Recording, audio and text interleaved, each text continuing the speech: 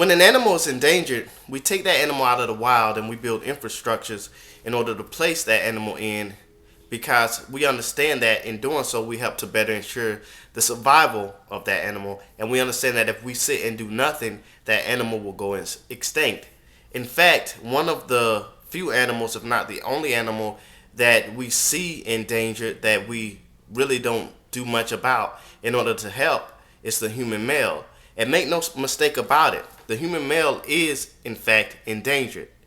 You see, we are in the wilderness, and from the time that we're born, probably even before we're born, as soon as your parents find out it's a boy, things are a little bit different.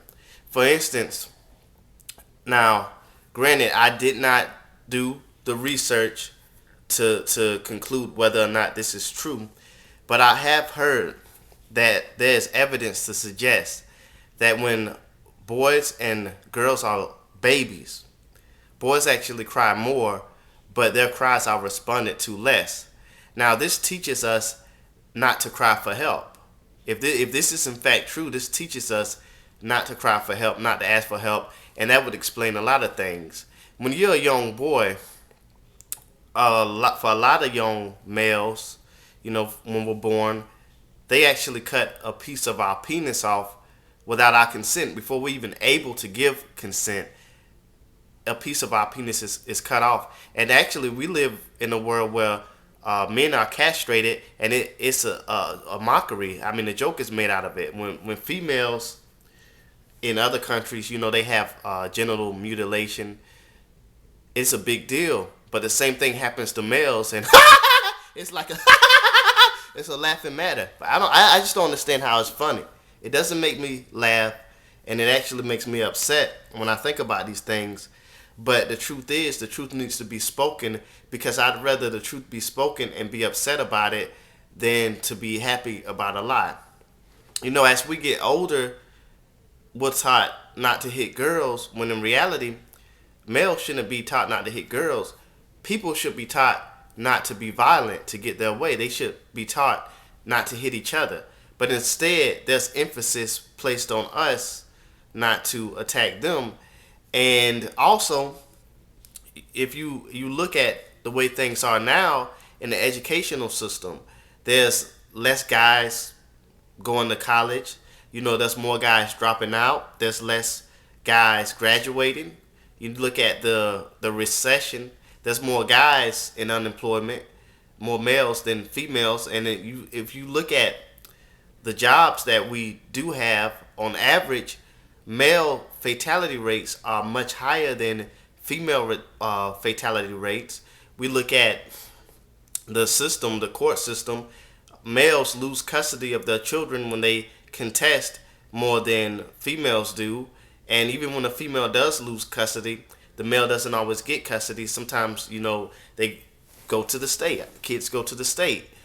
There's a lot of situations like with the laws. We have laws like VAWA, and a lot of things that work against males. So quite frankly, when you look at everything, as it is today, when you're able to see things for what they are, you tend to find out that males are in the wilderness. And yet, who do we really have going out there to really help us? You see, we hear a lot of talk from feminists. The feminists aren't going out there to help us. If anything, they do things to harm us further. Women, there's a lot of women out there that talk. They're not doing anything to help us. The fact of the matter is, now there are some exceptions like Erin Pizzy, but those are indeed exceptions. When Erin Pizzy tried to do something to help men didn't even want to fund it. Our forefathers didn't even want to help her. As a matter of fact, when she was opposed by the feminists with death threats and such, nobody went out of their way to defend Erin Pizzy. They supported the feminists who attacked her by being complicit with it. They didn't mind it. So, quite frankly, if history has taught us anything, it's that if anybody's going to help us, it has to be us. Either we look out for each other or we look out for ourselves. But quite frankly, we need to come up with a solution by men for men, because nobody cares about our best interest. At least I would think nobody cares more about our best interest than we do. And right now, we're in the wilderness with no infrastructure. And it's about time for us to get out of the wilderness. I'm not Moses, but I see the promised land, and it's about our time to get in there. There's no reason why we should be blotted out of it. But it's up to us. So until next time, take care and have a good day.